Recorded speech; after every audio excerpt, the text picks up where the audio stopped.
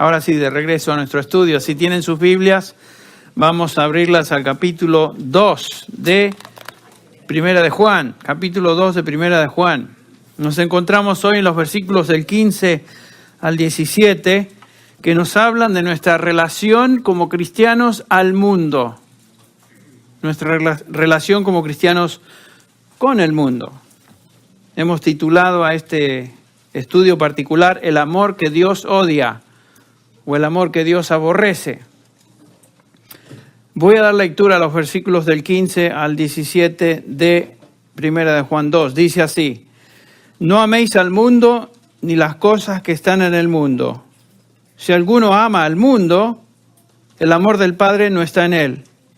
Porque todo lo que hay en el mundo, los deseos de la carne, los deseos de los ojos y la vanagloria de la vida, no proviene del Padre, sino del mundo.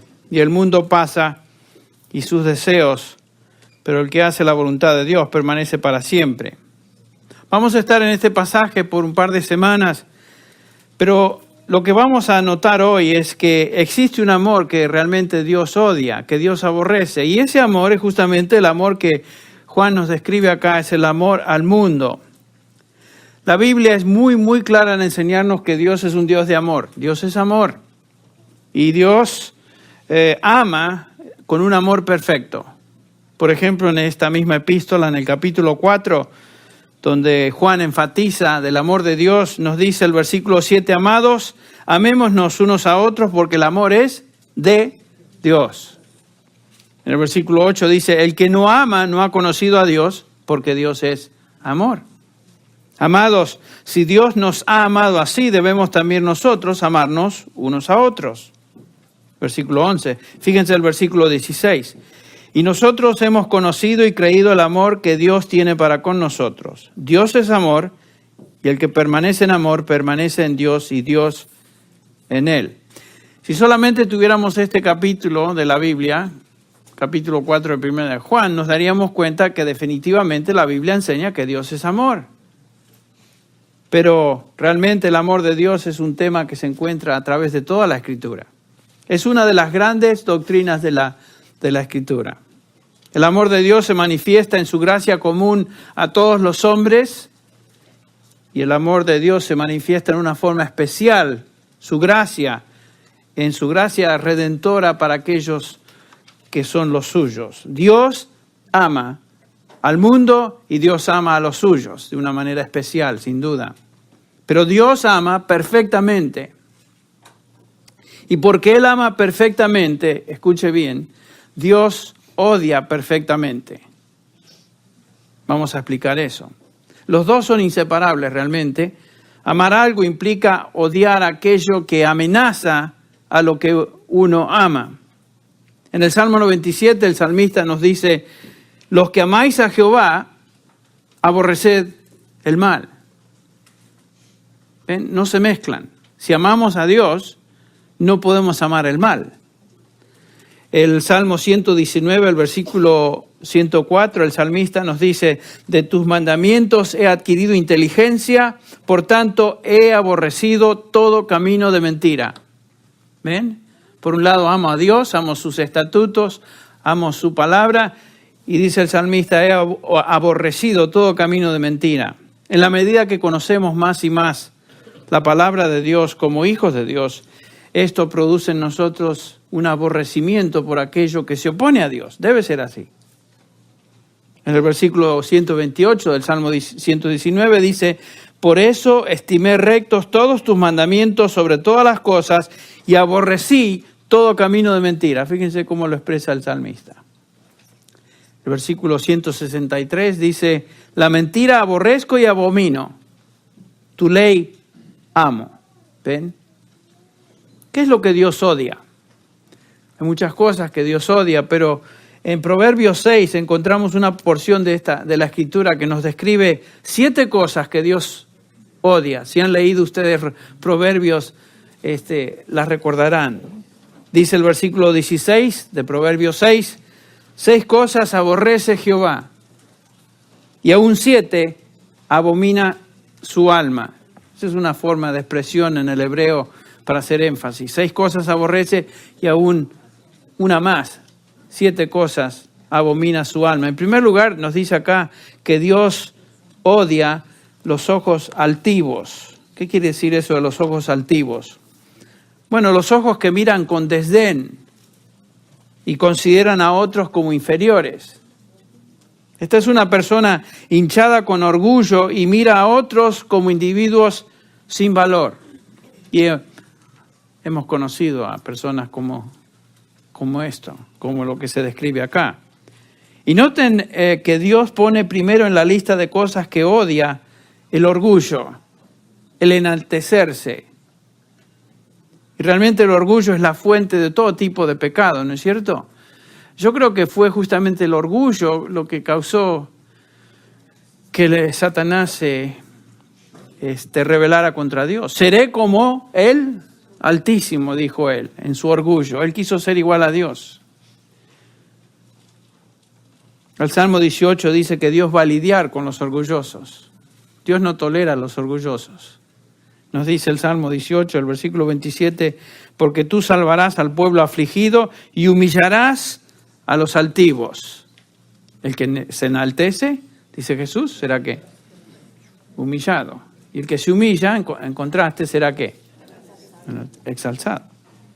Dios traerá juicio entonces contra el orgulloso, sobre todos aquellos que son altivos. Y tenemos que tener cuidado de que no haya en nuestro corazón esa tendencia. Por supuesto, como seres humanos somos caídos, vamos a hablar de eso y a veces somos tentados a hacer cosas que realmente son del mundo. Somos tentados. Y una de esas tentaciones puede ser el creerse un poquito más de lo que uno debe ser. Cuidado con eso, porque Dios odia y es la primera cosa que se pone en esa lista que Él aborrece. Otra cosa que Dios odia es la lengua mentirosa. Fíjense, Dios es el Dios de la verdad.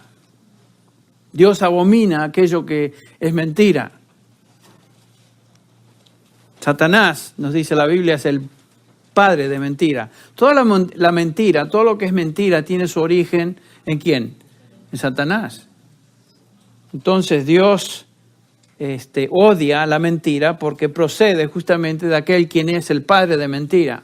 Piensen eso cada vez que usted se siente tentado a mentir, a exagerar, a decir cosas que no son, a poner cosas cuando hacemos el reporte de los impuestos que no son reales. Piensen eso. El mentir es identificarse con aquel que es padre de mentira, Satanás. Y Dios odia la mentira, porque Dios es el antítesis, la antítesis de la mentira. Después vemos que Dios odia las manos que derraman sangre inocente. Dios abomina a los asesinos. Dios abomina a aquellos que destruyen la vida de su prójimo. Dios odia a estos Petersons, a los OJs, a los Osama Bin Laden, a los Hussein, etc. Dios los odia. Dios odia a los pandilleros, las personas que toman la vida de otros sin siquiera pestañear, los que matan por matar. Dios los abomina, fíjense. Dios también abomina, dice acá, a los que planean perversidades, el versículo 18 de Proverbios 6. A los que maquinan a hacer el mal siguiendo sus corruptas naturalezas. Los que están maquinando el mal. Dios odia también a los que corren rápidamente a hacer el mal, dice ahí. Acá no está hablando de aquellos que tropiezan y de alguna manera caen en algún mal, sino aquellos que están continuamente haciendo una estratagema que los lleve al mal. Son perversos, son malvados, hay gente así. Y Dios odia al testigo falso, dice ahí, a los perjuros, aquellos que se presentan como testigos para mentir en contra de alguna víctima acusada, aquellos que mienten para destruir a otros. Dios los odia. Y Dios odia al que causa divisiones, también, dice ahí. A los que siembran discordia, fíjense. Aquellas personas que siempre se meten para causar división, para hacer discordia. Y esto me irrita, ustedes no saben cómo me irrita esto. Personalmente, A veces puedo tolerar a otras cosas, pero un mentiroso no lo paso. A los que roban no los paso. Le estoy dando a aquellas personas que no los puedo ni ver. Y personas que causan divisiones. Para mí es algo que no concibo. Me recuerda a lo que Pablo dice allá en Romanos 16, 17, cuando dice: mas os ruego, hermanos, que os fijéis en los que causan divisiones y tropiezos en contra de la doctrina que vosotros habéis aprendido y os apartéis de ellos. Dice Pablo, cuidado, fíjense en aquellos que causan divisiones. Porque tales personas, dicen, no sirven a nuestro Señor Jesucristo, sino sus propios vientres, y con suaves palabras y lisonjas engañan a los corazones ingenuos. Pablo dice, cuidado de esas personas, apártense de ellos.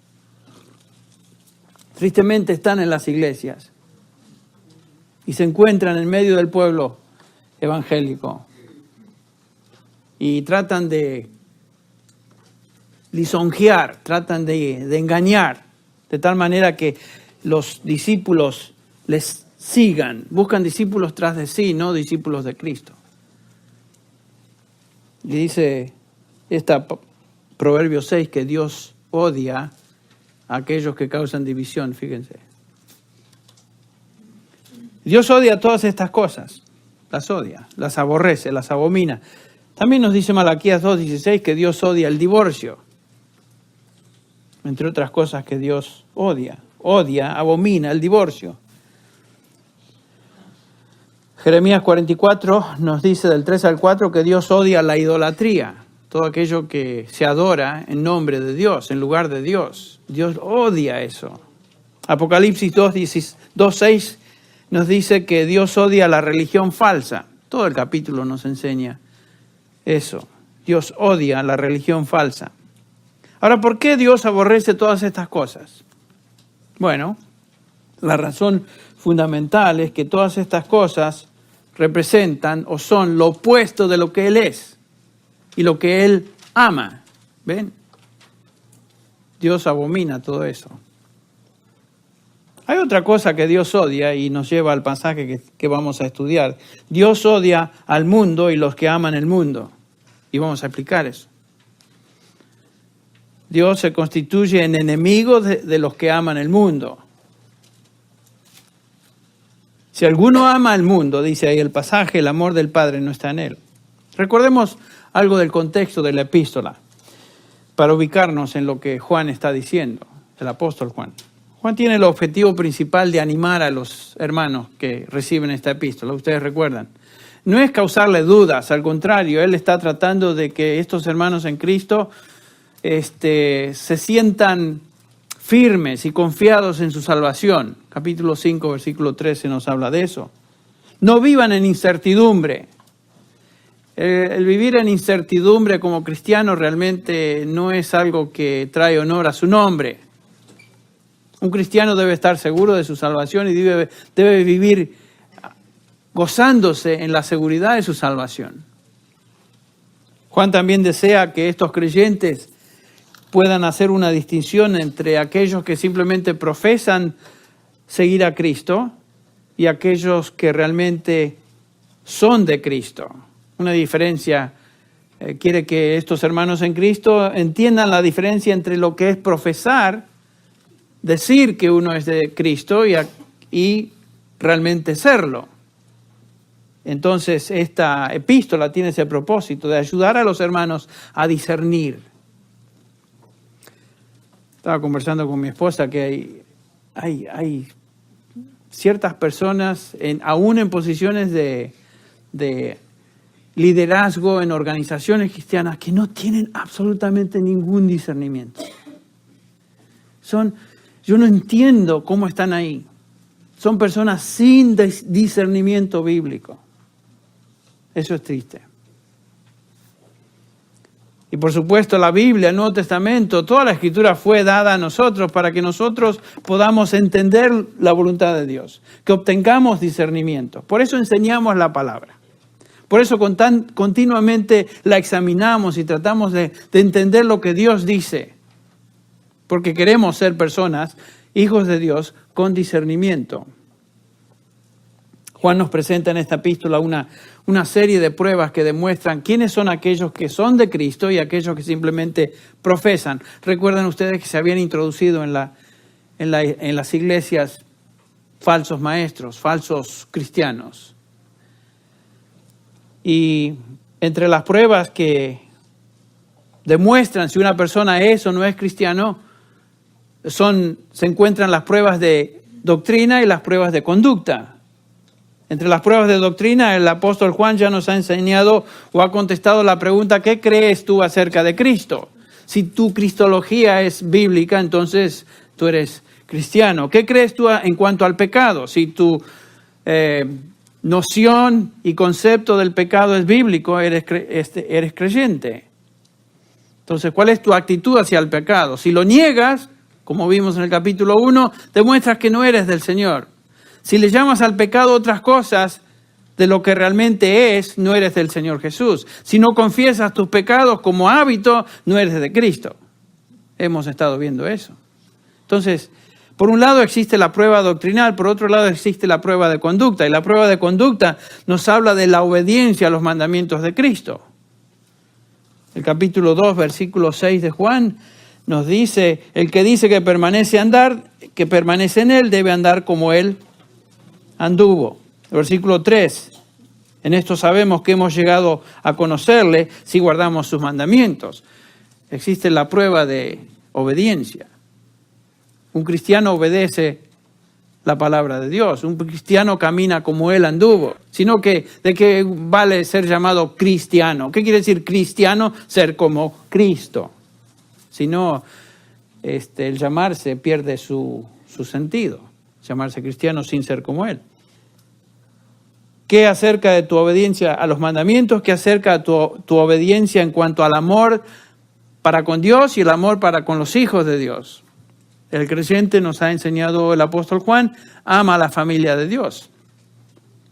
Y cuando llegamos al versículo 15 de este capítulo 2, vemos que Juan nos presenta tal vez otro aspecto de la prueba que demuestra quién es cristiano y quién no es. Y noten cómo lo hace. Si alguien ama al mundo, demuestra que el amor del Padre no está en él. ¿Ven? Entonces acá Juan nos presenta otra delineación. El amor al mundo constituye una clara delineación entre un verdadero cristiano y un falso profesante. En los versículos del 7 al 11, Juan nos ha estado enseñando acerca del amor que los creyentes deben tener el uno para con el otro. Y en los versículos del 15 al 17, ahora Juan nos enseña sobre el amor que el creyente no debe tener. El amor habitual por el mundo revela la condición espiritual de esa persona. Tal individuo no es cristiano, no importa lo que diga. El amor del Padre, dice Juan, no está en él, si uno ama al mundo. Noten el versículo 5 del capítulo 4 de esta misma epístola. Ellos son del mundo, por eso hablan del mundo y el mundo los oye. Nosotros, dice Juan, somos de Dios. El que conoce a Dios nos oye, el que no es de Dios no nos oye. ¿Ven? Otra vez la división. El que ama al mundo, ama las cosas del mundo, es del mundo. Así de claro. Sin embargo, el que es de Dios, ama a Dios, ama la familia de Dios, ama la palabra de Dios. Por eso él dice, nos escucha, nos oye. Es interesante notar cómo aquellos que escuchan el mensaje de la palabra de Dios, a través de las cartas que recibimos, a través de las oportunidades que he tenido de conversar con gente, cómo un creyente genuino se identifica con la verdad de Dios.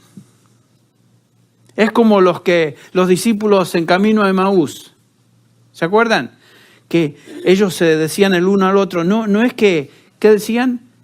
Ardía nuestro corazón cuando Él nos hablaba. Esa es la reacción de un discípulo de Cristo cuando la palabra de Cristo es enseñada. Con claridad, con precisión.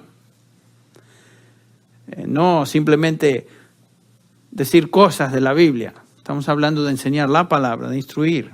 capítulo 5, versículo 4 de esta misma epístola, nos habla también de esta realidad. Porque todo el que es nacido de Dios vence al mundo. Y esta es la victoria que ha vencido al mundo, nuestra fe. ¿Quién es el que vence al mundo sino el que cree que Jesús es el Hijo de Dios? Ven, ahí está. La victoria es el resultado de ser cristiano, de creer que Cristo es el Hijo de Dios. Y cuando creímos en Cristo Jesús, fuimos transferidos a su reino. Ya no somos del mundo, sino que tenemos victoria sobre el mundo, dice Juan. Antes amábamos al mundo, ahora amamos al Señor. ¿No es cierto?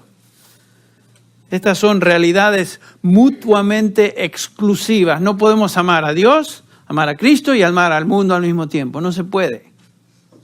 No podemos tener el pie en un lado y el pie en el otro. En Juan 15, 19, el Señor Jesús nos dice, si fuerais del mundo, el mundo amaría lo suyo, dice Jesús.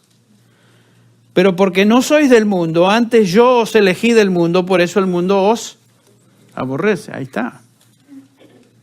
Son exclusivos, mutuamente exclusivos. El punto es que ya no somos del mundo. Fíjense cómo Pablo lo expresa allá en Gálatas 6:14. Encontramos esta, y esta es una afirmación absoluta del apóstol. Pablo, Gálatas 6:14 dice, pero lejos esté de mí gloriarme, sino en la cruz de nuestro Señor Jesucristo, porque en el mundo me he crucificado a mí y yo al mundo. ¿Qué quiere decir esto de ser crucificado? Muerte. Exacto. Pablo dice, yo he muerto al mundo. Mi relación anterior con el mundo ha terminado para siempre. Desde el momento que pertenezco a Cristo, mi relación con el mundo se acabó. Se acabó. La misma idea se encuentra en Efesios 2:2, aplicada ahora a todo creyente, en los cuales anduvisteis en otro tiempo, siguiendo la corriente de este mundo. Estábamos muertos en delitos y pecados, ¿se acuerdan lo que dice?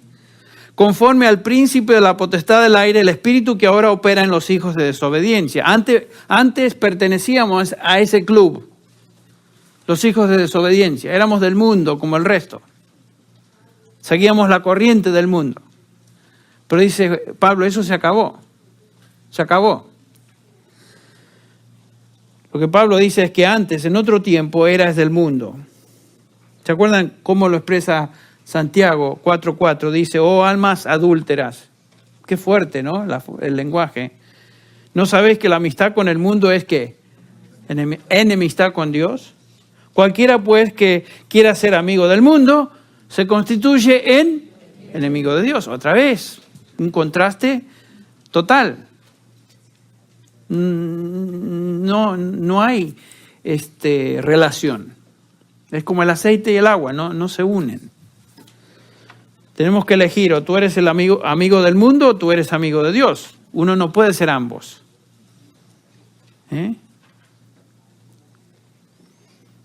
Por eso a menudo decimos, yo creo que en una iglesia donde se instruye a los oyentes sobre la palabra de Dios y este tipo de verdad, un inconverso no puede sentirse contento ni feliz en este ambiente. ¿Por qué? Porque está siempre confrontado con la luz. Y no podemos amar las tinieblas, pertenecer al mundo y al mismo tiempo sentirnos felices en el ambiente de los creyentes, de la luz. No es posible. Y si usted se siente incómodo en una congregación o en esta congregación donde se le instruye constante, bueno, tal vez está dando evidencias de que no pertenece a Cristo. Pero preste atención. Preste atención. Gracias a Dios porque está escuchando esto. Un cristiano se distingue entonces por no amar al mundo. Ahora, ¿qué quiso decir Juan con esto de amar el mundo o amar al mundo? La palabra que aquí se traduce mundo es cosmos, que realmente se refiere a un sistema organizado.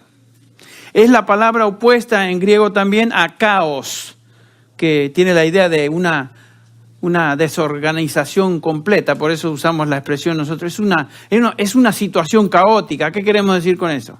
Es un desastre, no hay organización, no hay estructura. Entonces, Juan está hablando acá de un cosmos, de una organización. En primer lugar, cuando dice Juan que no debemos amar al mundo, es obvio que Juan no puede estar refiriéndose al mundo de la creación. Lo creado, lo hecho, la naturaleza, el cielo, la tierra, las montañas, los valles, la vegetación, etc. No puede estar hablando de eso. La Biblia nos dice que Dios creó todo esto. No solamente dijo eso, sino que en Génesis capítulo 1, versículo 31, nos da ahí la evaluación de su creación. Vio Dios todo lo que había hecho y he aquí era todo, ¿qué? Bueno sobremanera o en gran manera. No solamente que era bueno en gran manera. Entonces, Juan no está hablando del mundo creado. Ustedes recuerdan que el Salmo 19 comienza diciendo: los cielos cuentan la gloria de Dios y el firmamento anuncia la obra de sus manos. Toda la creación nos habla de Dios. Romanos 1 nos dice que podemos aprender de los atributos de Dios por medio de lo creado, lo hecho. Entonces, cuando vemos la creación de Dios en su belleza y la majestad obvia a nuestra vista, vemos la gloria de Dios. Ya sea que veamos la creación desde este punto de vista macro, o lo veamos a través de los ojos o la vista de un científico que está estudiando a través de un microscopio una célula. Es impresionante lo que nos enseña la estructura de una célula. Increíble. La gloria de Dios se demuestra en la cosa más minúscula. Ya sea que veamos el universo, veamos lo que es una célula o un átomo. La gloria de Dios se manifiesta en esto. Entonces, cuando vemos la creación, lo único que nos queda hacer no es simplemente alabar a Dios. O sea, podemos amar la creación. Gracias a Dios por la creación. Yo me regocijo en la creación todos los días. El Salmo 104 dice así: bendice alma mía Jehová, Jehová Dios mío. ¿Por qué? Mucho te has engrandecido, te has vestido de gloria y de magnificencia.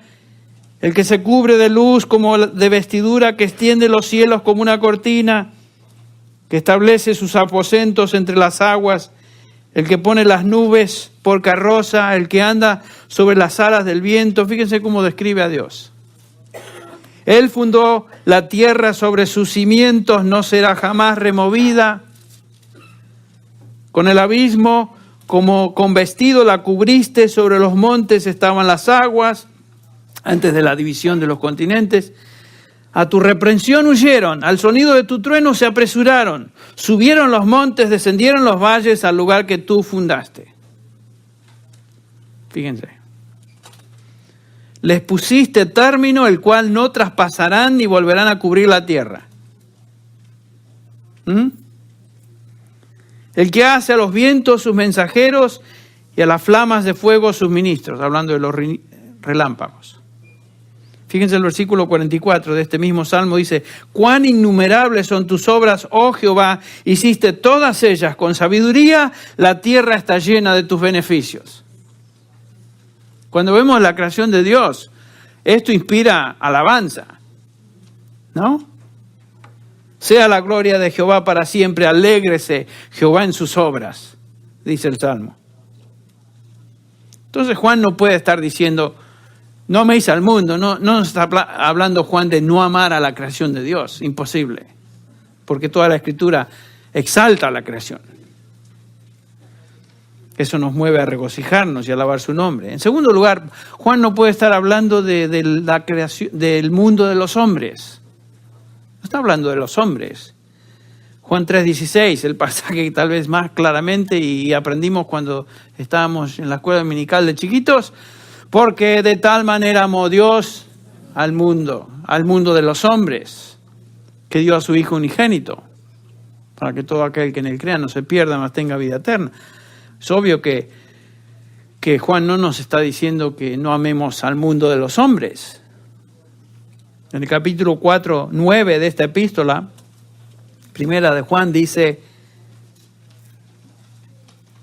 y nosotros hemos testificado y testificamos que el Padre ha enviado al Hijo, el Salvador del mundo. 4:14, perdón. Y nosotros hemos visto y testificamos que el Padre ha enviado al Hijo, el Salvador del mundo. El título oficial de Cristo es el Salvador del mundo. ¿El mundo de cuál? El mundo de los hombres. Esto no quiere decir que todo el mundo se va a salvar, pero ese es su título oficial. Él es el Salvador del mundo. Entonces la palabra cosmos, mundo, no se refiere al mundo, ni al mundo creado, ni al mundo de los hombres. Entonces, ¿a qué mundo se está refiriendo? Recordemos una vez más que la palabra cosmos quiere decir sistema organizado. Juan se está refiriendo al mundo gobernado por principios opuestos a Dios.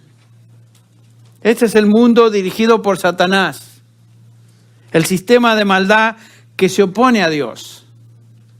Por eso en el capítulo, vayan conmigo al capítulo 5, versículo 19, donde Juan dice: sabemos que somos de Dios, nosotros, los creyentes, y el mundo entero, el mundo, este sistema perverso, malvado, dirigido por Satanás, está bajo el maligno, está bajo el control del maligno. Es un sistema de ideologías. Este sistema es el sistema que Satanás controla. Es el sistema de ideas, de actividades que está bajo el control justamente del maligno. Por eso Juan nos advierte en el capítulo 4, versículo 1, amados, no creáis a todo espíritu, sino probad los espíritus si son de Dios, porque muchos falsos profetas han salido por el mundo. Y acá Juan se está refiriendo a este mundo controlado por Satanás. Nos dice Juan que el mundo está saturado, está repleto de falsos mensajeros enviados por el jefe de todos ellos, que es Satanás. Estos mensajeros que son representantes de Satanás, pero son voceros, por supuesto, de falsedad. Representan al Dios de este mundo. Estos son antidios, son anticristos, que engañan y manejan a los no regenerados en el mundo. Qué interesante cómo Cristo se expresa del mundo de los inconversos en Lucas 16:8 y les llama los hijos de este mundo. Los hijos de este mundo cuyo control está, en cuyo control está Satanás. En contraste a estos hijos del mundo, Pablo nos dice que nuestra ciudadanía, en el capítulo 3 de Filipenses, versículo 20, nuestra ciudadanía está en los cielos, de donde también esperamos al Salvador, al Señor Jesucristo. Entonces hay una gran división, ¿no es cierto? Los hijos del mundo y los hijos de Dios. Este no es nuestro ambiente. Nuestra ciudadanía está ¿dónde? En los cielos. Aunque todavía, nos dice Pablo, estamos aquí.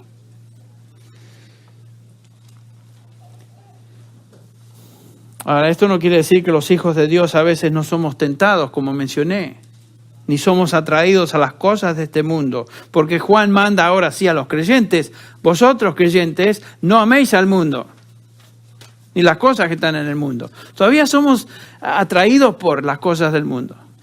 El hecho de ser hijo de Dios, no pertenecer a este mundo, no quiere decir que no vamos a ser todavía de vez en cuando atraídos por las cosas del mundo, tentados por sus atracciones.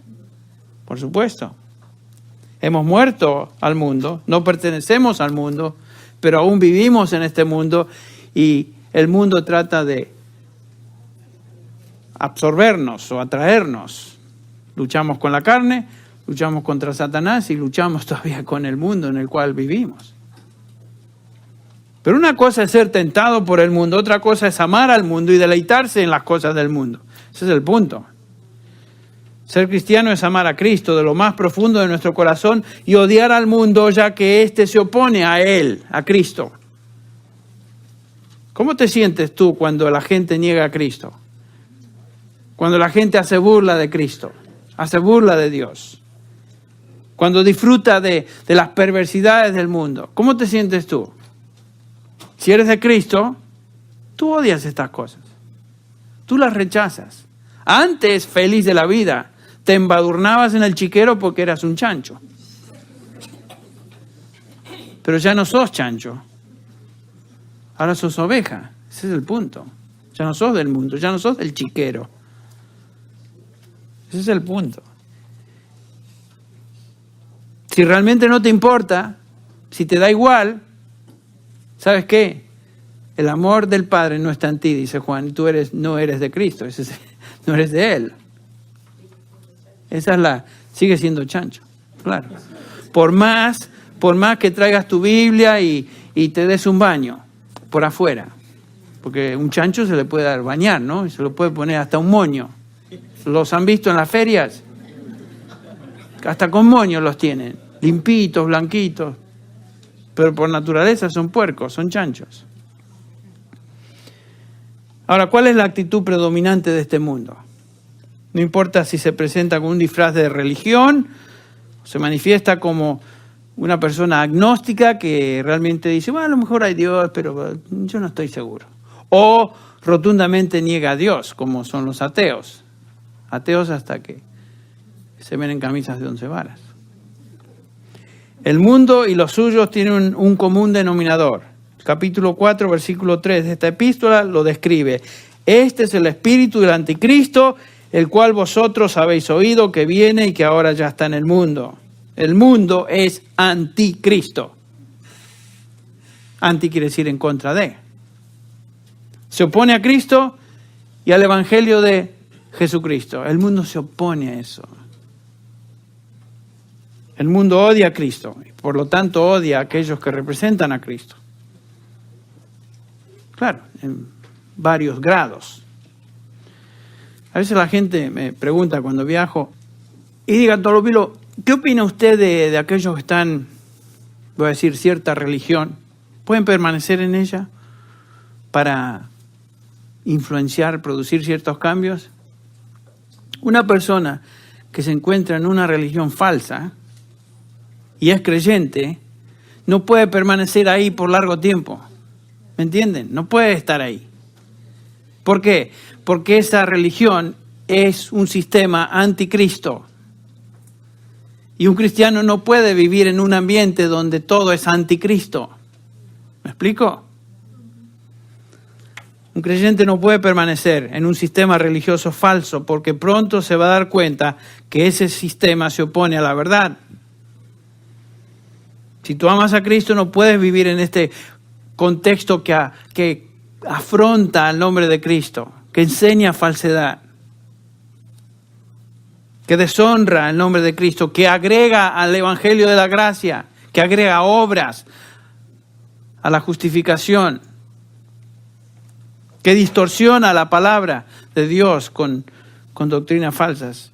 Si amas a Cristo, tú odias todo lo que se opone a Él. La verdad y la mentira no se pueden casar.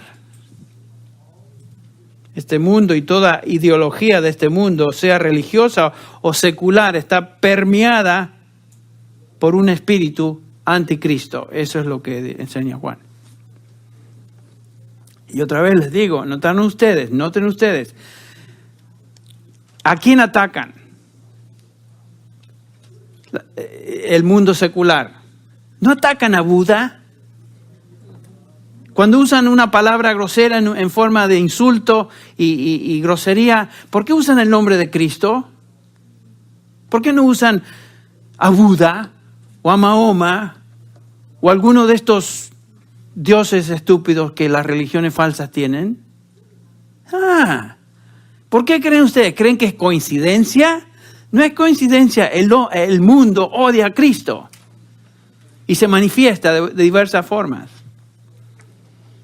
Y cuando tú te convertiste al Evangelio, tu alianza con este mundo terminó.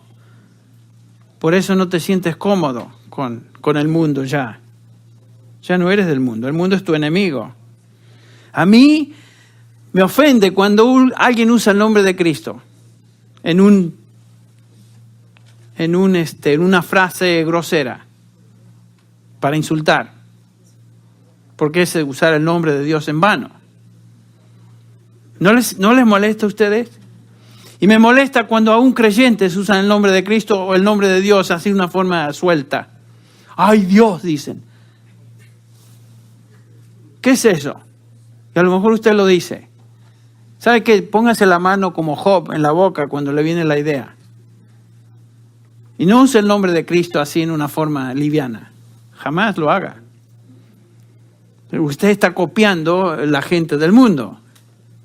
Quien odia a Cristo, entre paréntesis. Yo no estoy diciendo que usted odia a Cristo porque de vez en cuando se le escape algo. Pero tenga cuidado. ¿No? ¿Me entienden? Bueno. Estamos en guerra con este sistema que rechaza a Cristo, aunque a veces nos vemos tentados por sus atracciones, como dijimos. 2 Corintios 10, Pablo nos habla de esta guerra, la cual nos encontramos como cristianos dentro de este mundo. Dice 2 Corintios 10, comenzando al fin del versículo 3, dice: pues aunque andamos en la carne, no militamos según la carne. Porque las armas de nuestra milicia no son carnales, sino poderosas en Dios para la destrucción de fortalezas, derribando argumentos y toda altivez que se levanta contra el conocimiento de Dios, llevando cautivo todo pensamiento a la obediencia de Cristo. Pablo nos dice que nos encontramos envueltos en una guerra que no es física, una guerra espiritual entre Dios y Satanás. Una guerra entre el reino de Dios y el reino de las tinieblas. Es la guerra entre la verdad y el error. Esa es la guerra. No trate de buscar demonios debajo de cada piedra o que este tiene el demonio de esto y el demonio del otro y trate de hacer exorcismo de que son ceras. Son ceras. La guerra espiritual es la guerra entre el error y la verdad. Esa es la guerra espiritual. La guerra entre Cristo y el anticristo. Esta guerra se libra en el campo de las ideas. Ahí está la guerra. Filosofías, ideologías. Y noten cómo Pablo las describe este sistema anticristo. Le llama fortalezas. Son fortalezas, argumentos que se levantan contra Dios. La palabra argumentos es la traducción de la palabra logismos. O sea, especulaciones, imaginaciones, ideas, etc. Se refiere a sistemas de creencias, cualquier sistema ideológico, ya sea un simple sistema animista como los salvajes de la selva, quién sabe dónde, o un sistema súper complejo de una religión, como las religiones de la India que tienen millones de dioses, o un sistema simplemente de filosofía o teorías. A Satanás no le importa lo que usted crea, contarle que sea mentira. ¿Qué le importa a él? Llámele usted lo que quiera, póngale el rótulo que quiera. Si es mentira, es de Satanás. Y esas son fortalezas, argumentos que se levantan en contra de la verdad de Dios. Ponga el nombre que le ponga. De todas maneras, todos se van al infierno y Satanás bien lo sabe, que todos van a terminar con él. Pablo le llama a estos entonces logismos, razonamientos altivos. En otras palabras, expresiones exaltadas de pensamiento que se levantan contra el conocimiento de Dios. Cualquier idea anti Dios constituye parte de este sistema que Satanás controla. Cualquier idea. Y nuestra tarea como cristianos, dice Pablo, es destruir estas fortalezas, trayendo todo pensamiento cautivo a la obediencia de Cristo. Entonces nosotros confrontamos estas mentiras, estas especulaciones satánicas, estas ideologías, estos inventos religiosos que tienen su origen en el infierno mismo, con la verdad del Evangelio, con la verdad de Dios. Cualquier idea del mundo la confrontamos con la verdad de Dios.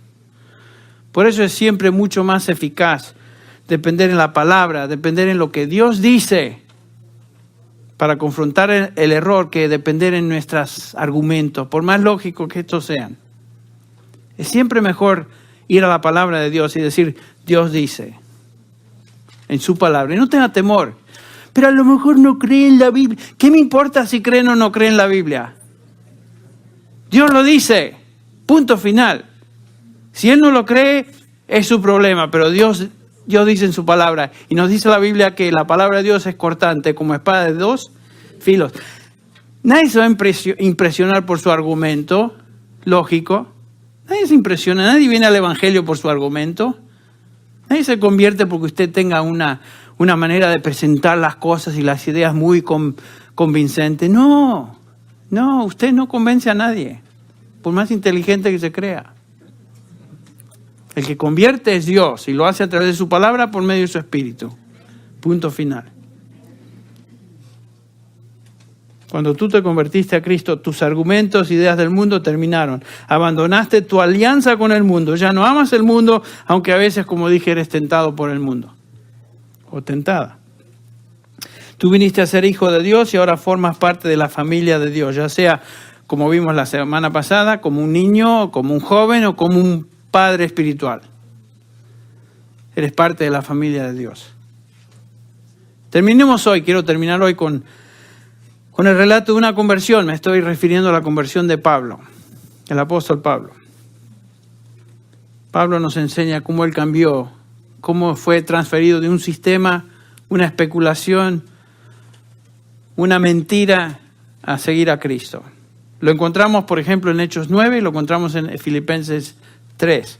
En Hechos 9 nos dice el doctor Lucas, comenzando con el versículo 1, Saulo, respirando aún amenazas y muerte contra los discípulos del Señor, vino al sumo sacerdote y le pidió cartas para las sinagogas de Damasco, a fin de que si hallase algunos hombres o mujeres de este camino, ¿cuál camino? Los creyentes, los trajese presos a Jerusalén. Saulo tenía una misión en la vida. Esa misión era extirpar, erradicar, quitar de esta tierra cualquier cosa que mencionara el nombre de Cristo. Tratar de exterminar la religión cristiana y por supuesto aquellos que se llamaban cristianos. Y Pablo estaba sumergido en un sistema del mundo que se caracteriza, como vimos, por el espíritu del anticristo. Pero en camino a Damasco algo sucedió. Saulo es confrontado por aquel que él perseguía, Cristo Jesús. Piensen ustedes, eso es elección, ¿no?